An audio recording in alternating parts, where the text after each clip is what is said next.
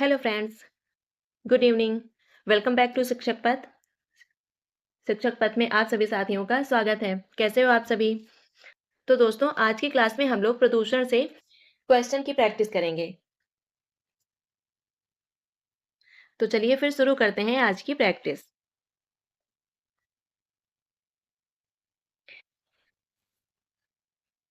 दोस्तों, ये रहा आज का पहला क्वेश्चन। क्वेश्चन में पूछा गया है, वायु प्रदूषण का सबसे प्रमुख कारण क्या है? ऑप्शन देखते हैं। ऑप्शन ए वन विनाश, बी वाहनों से धुआं, सी जल निकासी या फिर डी वर्षा। तो वायु प्रदूषण का सबसे प्रमुख कारण क्या-क्या होते हैं, देखते हैं। सबसे पहले तो वायु प्रदूषण कैसे होता है, ये समझते हैं क्या होता है। वायु में कण अथवा कण अथवा गैसों के रूप में गैसों के रूप में गैसों के रूप में अनुपयोगी पदार्थों का मिलना। अनुपयोगी पदार्थों का मिलना ही वायु प्रदूषण कहलाता है। इसी से वायु प्रदूषण होता है। तो इसके कौन-कौन से कारण होते हैं वो देख लेते हैं। तो सबसे पहले हो गया वाहनों के धुआं से। वाहनों से, पटाखों के जलने से, पटाखों के जलने से, जीवाश्म लकड़ी जलाने से, इससे जो धुआं निकलता है उससे वायु प्रदूषण होता है, जलाने से, उद्योगों से। ये सारे कारण होते हैं वायु प्रदूषण के। ऑप्शन में देखते हैं, ऑप्शन बी करेक्ट आंसर है, वाहनों से धुआं। ये एक प्रमुख कारण है वायु प्रदूषण का। वाहनों और उद्योगों से निकलने वाला धुआं वायु प्रदूषण का प्रमुख कारण है, जिसमें से carbon monoxide, carbon dioxide, sulphur oxide, nitrogen oxide, ये सारे इसके प्रमुख प्रदूषक हैं। अगला क्वेश्चन देखते हैं। क्वेश्चन में पूछा गया है, ओजोन परत किस गैस से नष्ट होती है? ऑप्शन देखते हैं। A carbon dioxide, option B sulphur dioxide, option C chlorofluorocarbon या फिर ऑप्शन डी नाइट्रोजन डाइऑक्साइड। तो इसका करेक्ट आंसर हो जाएगा ऑप्शन सी क्लोरोफ्लोरोकार्बन। क्लोरोफ्लोरोकार्बन ये गैस सबसे ज्यादा नुकसान पहुंचाती है ओजोन परत को। और ये दोस्तों कहाँ से निकलती है? तो दोस्तों ये रेफ्रिजरेटर और एसी से निकलती है। ये गैस रेफ्रिजरेटर रेफ्रिजरेटर और एसी से निकलती है।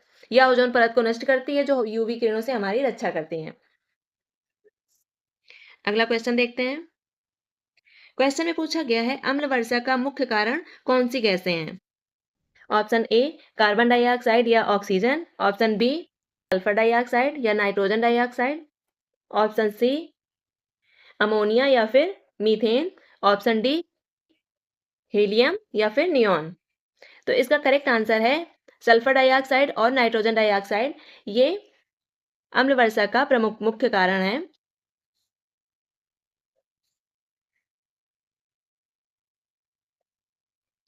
SO2 और NO2 वायुमंडल में जल वाष्प से मिलकर सल्फ्यूरिक एसिड और नाइट्रिक एसिड बनाते हैं, जिससे अम्ल वर्षा होती है। अगला क्वेश्चन देखते हैं। क्वेश्चन में पूछा गया है, ग्रीन हाउस प्रभाव के लिए मुख्यतः कौन सी गैस जिम्मेदार है? ऑप्शन देखते हैं। Option A oxygen, option B nitrogen, option C carbon dioxide या फिर ऑप्शन डी आर्गन। इसका करेक्ट आंसर है option C carbon dioxide. Carbon dioxide सबसे प्रमुख ग्रीन हाउस गैस है। ये सबसे ज्यादा प्रभावित करती है। इसके अलावा मीथेन, नाइट्रस ऑक्साइड, जलवाष्प, क्लोरोफ्लोरोकार्बन, ये सारी गैसें ग्रीन हाउस गैसें हैं। ये पृथ्वी की गर्मी को बाहर नहीं जाने देती हैं। इसका करेक्ट आंसर है ऑप्शन सी कार्बन डाइऑक्साइड। अगला क्वेश्चन देखते हैं। क्वेश्चन में पूछा गया है, स्मॉग किसका मिश्रण होता है? तो दोस्तों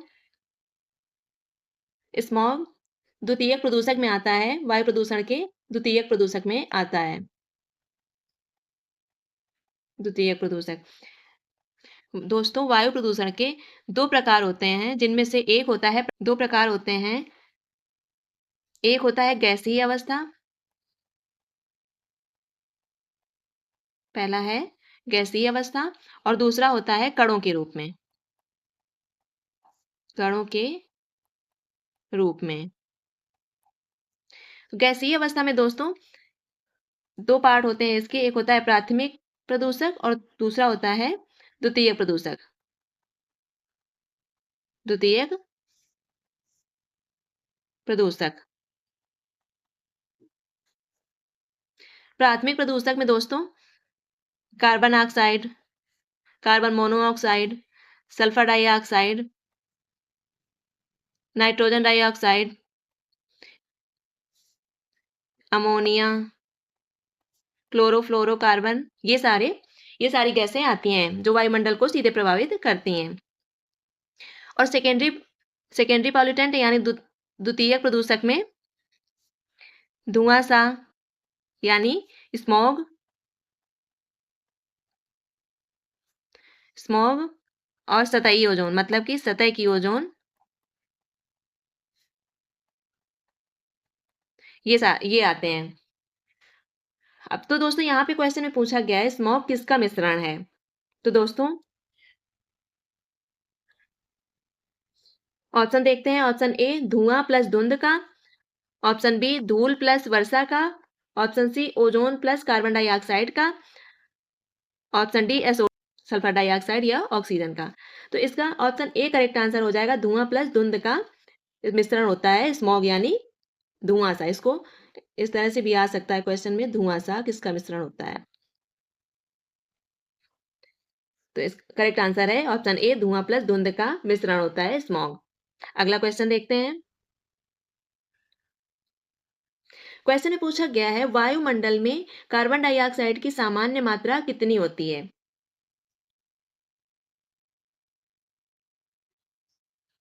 ऑप्शन देखते हैं। Option A 0.003%, option B 0.03%, option C 0.3% या फिर ऑप्शन डी 3%।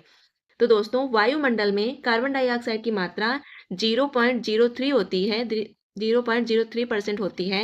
तो ऑप्शन बी करेक्ट आंसर हो जाएगा, 0.03%। अगला क्वेश्चन देखते हैं। क्वेश्चन में पूछा गया है वायु प्रदूषण मापने का सूचकांक क्या है। वायु प्रदूषण मापने का सूचकांक क्या है। ऑप्शन देखते हैं। ए एचडीआई, बी एक्यूआई यानी air quality index, option C GDP या फिर ऑप्शन डी एसडीआई। तो वायु की गुणवत्ता मापने का सूचकांक किस एक्यूआई है, air quality index. Option B correct answer है। अगला क्वेश्चन देखते हैं। क्वेश्चन है कार्बन मोनोऑक्साइड मुख्यतः किससे उत्पन्न होती है। ऑप्शन देखते हैं। ए पेट्रोल वाहन से, बी पौधे से, सी समुद्र से या फिर डी बादल से। तो दोस्तों कार्बन मोनोऑक्साइड पेट्रोल वाहन से उत्पन्न होती है। तो ऑप्शन ए करेक्ट आंसर है, पेट्रोल वाहन। ये और कैसे उत्पन्न होती है देखते हैं। ये सिगरेट के धुएं से उत्पन्न होती है। सिगरेट के धुएं से, रूम हीटर से,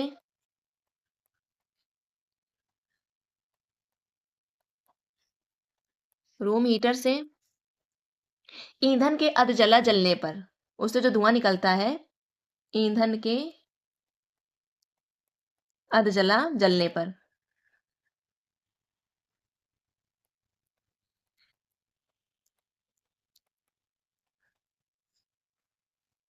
कार्बन मोनोऑक्साइड अपूर्ण दहन से उत्पन्न होती है। यह रंगहीन और गंधहीन गैस है जो हीमोग्लोबिन से जुड़कर ऑक्सीजन परिवहन रोकती है। ये मानव शरीर में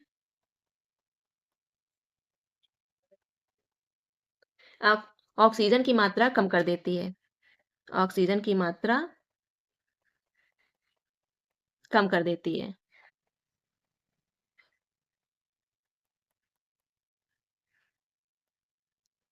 इससे दम घुटने लगता है और मौत भी हो सकती है। इसे दम घोटने वाली गैस भी कहा जाता है। अगला क्वेश्चन देखते हैं। क्वेश्चन में पूछा गया है पार्टिकुलेट मैटर PM 2.5 क्या है। ऑप्शन देखते हैं। ऑप्शन ए 2.5 सेंटीमीटर बड़े कण, ऑप्शन बी 2.5 माइक्रोमीटर से छोटे कण, ऑप्शन सी 2.5 बड़े कण, ऑप्शन डी 2.5 ग्राम के कण। तो दोस्तों PM 2.5 वे सूक्ष्म कण होते हैं जो 2.5 माइक्रोमीटर से छोटे होते हैं। ये फेफड़ों में गहराई तक जाकर अस्थमा, हृदय रोग का कारण बनते हैं। क्वेश्चन है वायु प्रदूषण रोकने के लिए भारत सरकार का कार्यक्रम है, इनमें से कौन सा भारत सरकार का कार्यक्रम है वायु प्रदूषण रोकने के लिए। तो इसका ऑप्शन बी करेक्ट आंसर है NCAP national clean air programme. अगला क्वेश्चन देखते हैं। क्वेश्चन में पूछा गया है BOD बायोकेमिकल ऑक्सीजन डिमांड का उपयोग किस प्रदूषण को मापने में होता है। ऑप्शन देखते हैं। ए वायु प्रदूषण, बी जल प्रदूषण, सी मृदा प्रदूषण या फिर डी ध्वनि प्रदूषण। तो दोस्तों BOD यानी कि बायोकेमिकल ऑक्सीजन डिमांड का उपयोग जल प्रदूषण को मापने में किया जाता है। तो ऑप्शन बी करेक्ट आंसर हो जाएगा जल प्रदूषण। BOD जल में कार्बनिक प्रदूषण का माप है। उच्च BOD जल प्रदूषित जल का संकेत है। स्वच्छ जल में BOD 1 से 2 मिलीग्राम पर लीटर होता है। अगला क्वेश्चन देखते हैं। अब बात करते हैं दोस्तों जल प्रदूषण की। क्वेश्चन में पूछा गया है पारे के प्रदूषण से कौन सा रोग होता है। ऑप्शन देखते हैं। ए मलेरिया, बी मीना माता रोग, option C dengue, option D हैजा। तो दोस्तों पारे के प्रदूषण से कौन सा रोग होता है, पारे की अधिकता से कौन सा रोग होता है। तो दोस्तों इसका ऑप्शन बी करेक्ट आंसर हो जाएगा मीना माता रोग पारे की अधिकता से होता है। ये क्वेश्चन यूपी टेट में आया हुआ क्वेश्चन है। मीना माता रोग जापान में 1950 में पारे से प्रदूषित मछली खाने से हुआ। इससे तंत्रिका तंत्र को नुकसान होता है। अगला क्वेश्चन देखते हैं। क्वेश्चन में पूछा गया है जल में फ्लोराइड की अधिकता से कौन सा रोग होता है। ऑप्शन देखते हैं। Fluorosis, option B typhoid, option C malaria, option D पीलिया।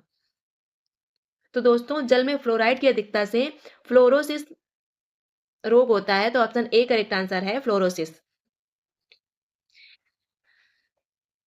WHO के अनुसार पीने के पानी में फ्लोराइड की अधिकतम मात्रा 1.5 मिलीग्राम पर लीटर होनी चाहिए।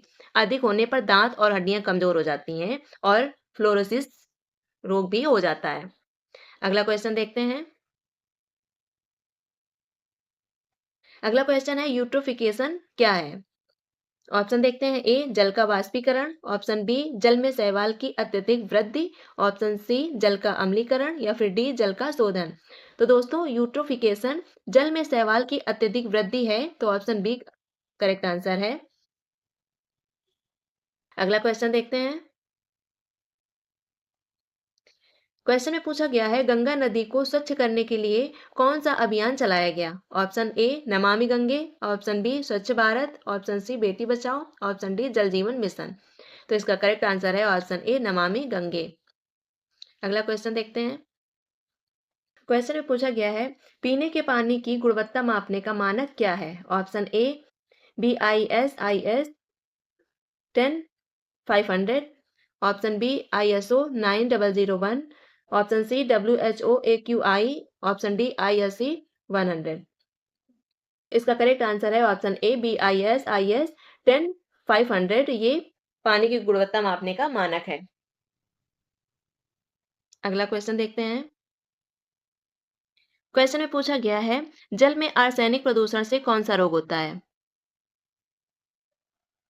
ऑप्शन देखते हैं। ऑप्शन ए आर्सेनिकोसिस, ब्लैकफुट रोग, टाइफाइड, सी कॉलेरा, ऑप्शन डी मलेरिया। तो इसका करेक्ट आंसर है ऑप्शन ए आर्सेनिकोसिस या फिर ब्लैकफुट रोग जल में आर्सेनिक प्रदूषण से होता है। आर्सेनिक भूजल में प्राकृतिक रूप से होता है। पश्चिम बंगाल और बांग्लादेश में यह बड़ी समस्या है। त्वचा कैंसर और ब्लैकफुट रोग इससे होता है। अगला क्वेश्चन देखते हैं। क्वेश्चन में पूछा गया है ताप प्रदूषण का मुख्य कारण क्या है। थर्मल पॉल्यूशन का मुख्य कारण क्या है। ऑप्शन देखते हैं। ए बिजली घर, बी कृषि, सी वन कटाई या फिर डी मोबाइल टावर। तो ताप प्रदूषण का मुख्य कारण बिजली घर है, power plants. Option A correct answer है। थर्मल पावर प्लांट ठंडक के लिए नदी का पानी लेते हैं और गर्म करके वापस छोड़ते हैं। इससे जल का तापमान बढ़ता है और जलीय जीव मरते हैं। इस तरह से ये जल प्रदूषण का कारण भी है। अगला क्वेश्चन देखते हैं।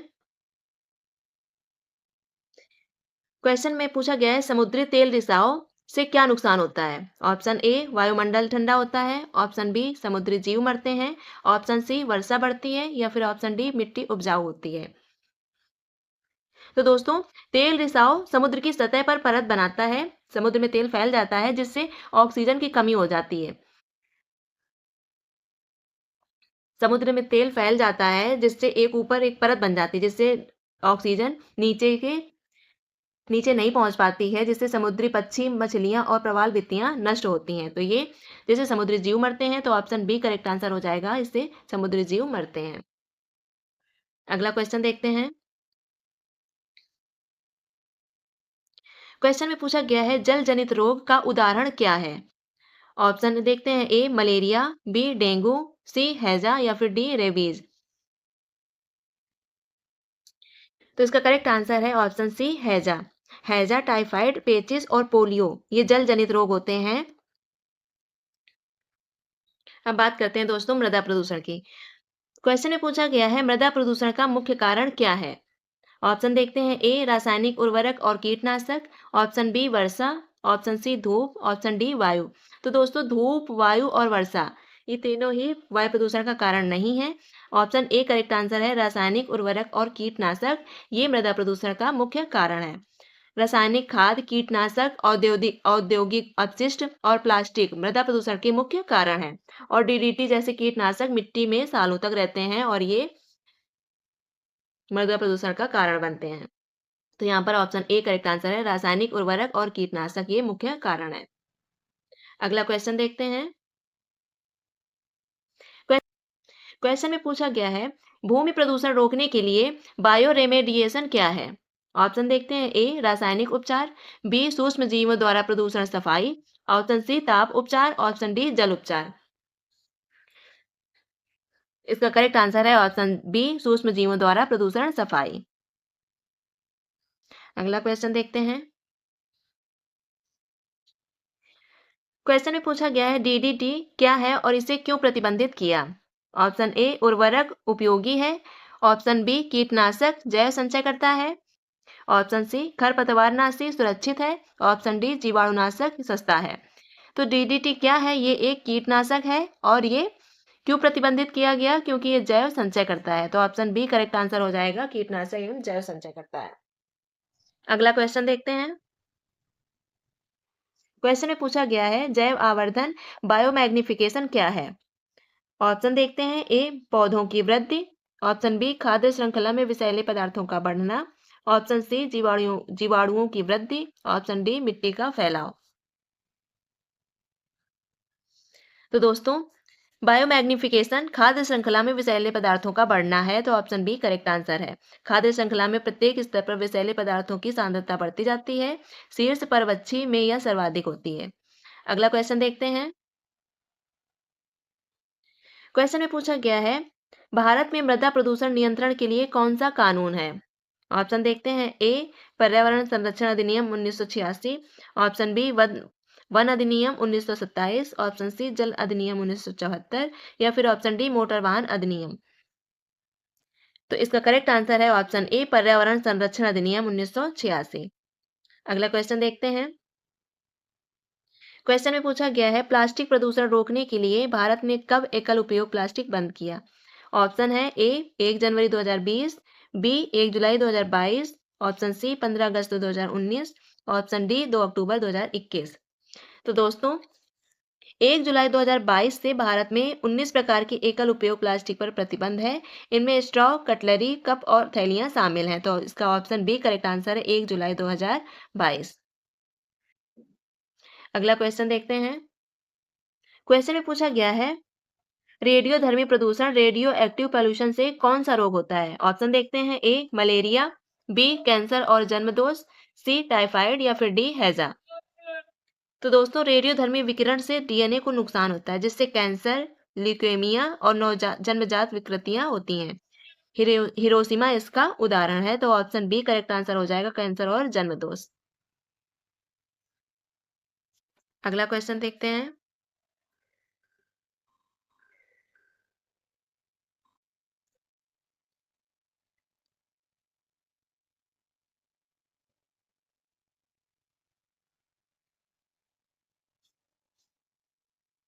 क्वेश्चन में पूछा गया है मिट्टी की उर्वरता नष्ट करने वाला प्रदूषण है।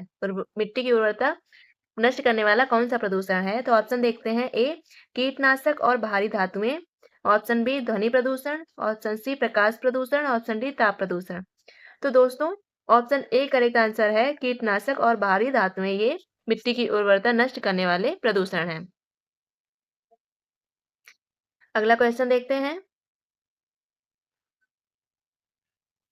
क्वेश्चन में पूछा गया है ध्वनि प्रदूषण की इकाई क्या है? तो ऑप्शन देखते हैं। A decibel, B hertz, C option C watt, option D lux.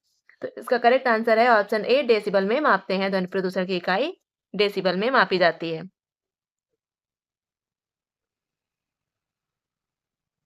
अगला क्वेश्चन देखते हैं। क्वेश्चन में पूछा गया है भारत में आवासीय क्षेत्र में दिन का शोर मानक क्या है? ऑप्शन देखते हैं। A 35 decibel, option B 45 decibel, option C 55 decibel या फिर ऑप्शन डी 65 डेसिबल। तो दोस्तों इसका करेक्ट आंसर हो जाएगा ऑप्शन सी 55 डेसिबल। अगला क्वेश्चन देखते हैं। क्वेश्चन में पूछा गया है ध्वनि प्रदूषण से होने वाला श्रवण रोग क्या है? Option A noise induced hearing loss, option B मोतियाबिंद, ऑप्शन सी मधुमेह या फिर ऑप्शन डी अस्थमा। तो इसका करेक्ट आंसर है option A noise induced hearing loss. अगला क्वेश्चन देखते हैं। क्वेश्चन में पूछा गया है ध्वनि प्रदूषण कम करने का सबसे प्रभावी तरीका है कौन सा है? ऑप्शन ए पेड़ पौधे लगाना, ऑप्शन बी कारखाने बंद करना, ऑप्शन सी ध्वनि अवरोधक दीवार, ऑप्शन डी उपरोक्त सभी। तो दोस्तों इसमें ऑप्शन डी करेक्ट आंसर हो जाएगा, उपरोक्त सभी। अगला क्वेश्चन देखते हैं। क्वेश्चन में पूछा गया है हवाई अड्डे के पास रहने वालों पर क्या प्रभाव पड़ता है? ऑप्शन ए स्वास्थ्य में सुधार, ऑप्शन बी उच्च रक्तचाप और नींद विकार, ऑप्शन सी सुनने में वृद्धि या फिर ऑप्शन डी कोई प्रभाव नहीं। इसका करेक्ट आंसर है ऑप्शन बी उच्च रक्तचाप और नींद विकार।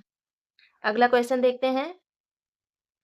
क्वेश्चन है वाहनों का हॉर्न कितने डेसिबल से अधिक नहीं होना चाहिए? ऑप्शन देखते हैं। ए 75 डेसिबल, बी 85 डेसिबल, सी 112 decibel, option D 95 decibel. Correct answer हो जाएगा ऑप्शन सी 112 डेसिबल। अगला क्वेश्चन देखते हैं। क्वेश्चन में पूछा गया है ध्वनि प्रदूषण नियंत्रण से संबंधित भारतीय नियम कौन सा है? ऑप्शन देखते हैं। ए ध्वनि प्रदूषण विनियमन और नियंत्रण नियम 2000, ऑप्शन बी वायु अधिनियम 1981, ऑप्शन सी जल अधिनियम 1974, ऑप्शन डी वन अधिनियम 1927। तो दोस्तों इसका करेक्ट आंसर है ऑप्शन ए ध्वनि प्रदूषण विनियमन और नियंत्रण नियम 2000। अगला क्वेश्चन देखते हैं। क्वेश्चन में पूछा गया है पटाखों से किस प्रकार का प्रदूषण होता है? ऑप्शन देखते हैं। ए केवल ध्वनि प्रदूषण, ऑप्शन बी केवल वायु प्रदूषण, ऑप्शन सी ध्वनि और वायु दोनों, ऑप्शन डी जल प्रदूषण। तो दोस्तों पटाखों से वायु और ध्वनि दोनों प्रदूषण होता है, तो इसका करेक्ट आंसर हो जाएगा ऑप्शन सी ध्वनि और वायु दोनों प्रदूषण होते हैं। अगला क्वेश्चन देखते हैं। क्वेश्चन है प्रकाश प्रदूषण से क्या नुकसान होता है? ऑप्शन ए पक्षियों का प्रवास प्रभावित होता है, ऑप्शन बी पौधे तेज बढ़ते हैं, ऑप्शन सी जल स्वच्छ होता है, ऑप्शन डी मिट्टी उपजाऊ होती है। तो दोस्तों इसका करेक्ट आंसर हो जाएगा ऑप्शन ए पक्षियों का प्रवास प्रभावित होता है। अगला क्वेश्चन देखते हैं। क्वेश्चन में पूछा गया है ई कचरा में कौन सी हानिकारक धातुएं होती हैं? ऑप्शन देखते हैं। ए सोना और चांदी, ऑप्शन बी सीसा पारा और कैडमियम, ऑप्शन सी लोहा और तांबा, ऑप्शन डी एल्यूमिनियम और जस्ता। तो इसका करेक्ट आंसर है ऑप्शन बी सीसा पारा और कैडमियम। अगला क्वेश्चन देखते हैं। क्वेश्चन में पूछा गया है भारत का पहला पर्यावरण संरक्षण कानून कौन सा है? ऑप्शन ए वायु अधिनियम 1981, ऑप्शन बी जल अधिनियम 1974, ऑप्शन सी वन अधिनियम 1927, ऑप्शन डी पर्यावरण संरक्षण अधिनियम 1986। तो भारत का पहला पर्यावरण संरक्षण कानून जल अधिनियम है, तो ऑप्शन बी करेक्ट आंसर है जल अधिनियम। अगला क्वेश्चन देखते हैं। क्वेश्चन में पूछा गया है सीपीसीबी का पूरा नाम क्या है? करेक्ट आंसर है ऑप्शन ए सेंट्रल पॉल्यूशन कंट्रोल बोर्ड। अगला क्वेश्चन देखते हैं। क्वेश्चन में पूछा गया है पर्यावरण दिवस कब मनाया जाता है? तो दोस्तों 5 जून को मनाया जाता है, तो ऑप्शन ए करेक्ट आंसर है 5 जून। अगला क्वेश्चन देखते हैं। क्वेश्चन में पूछा गया है चिपको आंदोलन किससे संबंधित है? तो चिपको आंदोलन वन संरक्षण से संबंधित है दोस्तों, तो ऑप्शन बी करेक्ट आंसर है वन संरक्षण। चिपको आंदोलन 1973 में उत्तराखंड में शुरू हुआ था। इसमें सुंदरलाल बहुगुणा और गौरा देवी के नेतृत्व में लोग पेड़ों से चिपककर उन्हें बचाते थे। अगला क्वेश्चन देखते हैं। क्वेश्चन में पूछा गया है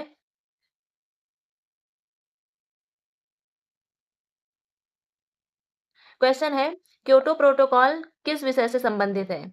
ऑप्शन ए जल प्रदूषण, option B greenhouse gas उत्सर्जन कम करना, ऑप्शन सी परमाणु हथियार, ऑप्शन डी वन कटाई। तो दोस्तों Kyoto protocol green house gas उत्सर्जन कम करने से संबंधित है, तो ऑप्शन बी करेक्ट आंसर है।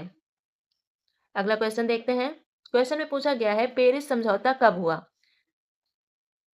ऑप्शन देखते हैं ए 2012, बी 2015, सी 2018, ऑप्शन डी 2020। तो दोस्तों पेरिस समझौता 12 दिसंबर 2015 को हुआ था, तो ऑप्शन बी करेक्ट आंसर है 2015। अगला क्वेश्चन देखते हैं।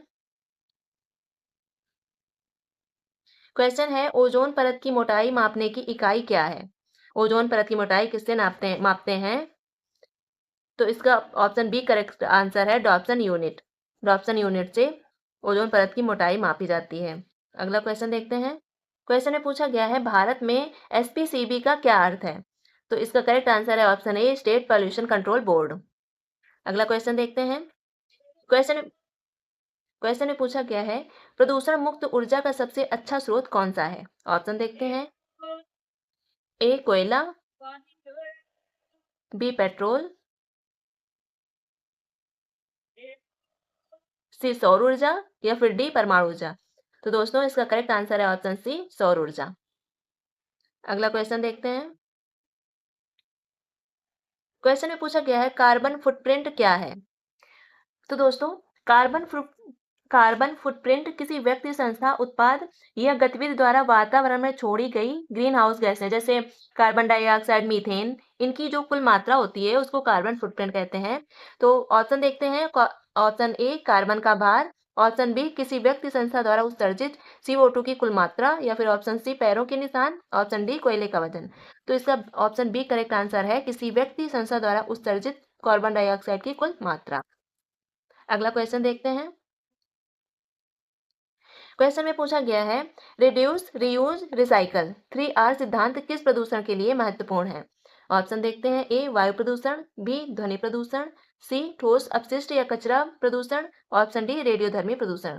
तो इसका ऑप्शन सी करेक्ट आंसर है ठोस अपशिष्ट कचरा प्रदूषण। अगला क्वेश्चन देखते हैं। क्वेश्चन में पूछा गया है विश्व ओजोन दिवस कब मनाया जाता है? तो दोस्तों 16 सितंबर को विश्व ओजोन दिवस मनाया जाता है, तो ऑप्शन सी करेक्ट आंसर है 16 सितंबर। तो दोस्तों ये थे आज के 50 क्वेश्चन जो यूपी टेट और सुपर टेट दोनों के लिए बहुत ही इंपॉर्टेंट हैं। आप लोग इनकी अच्छे से प्रैक्टिस करना, अच्छे से रिवाइज करना। और दोस्तों अगर वीडियो पसंद आई हो तो वीडियो को एक लाइक ज़रूर करना और अपने दोस्तों के साथ शेयर करना। ऐसे ही प्रैक्टिस करने के लिए चैनल को सब्सक्राइब ज़रूर कर लेना। मिलते हैं अगली वीडियो में। Thank you for watching.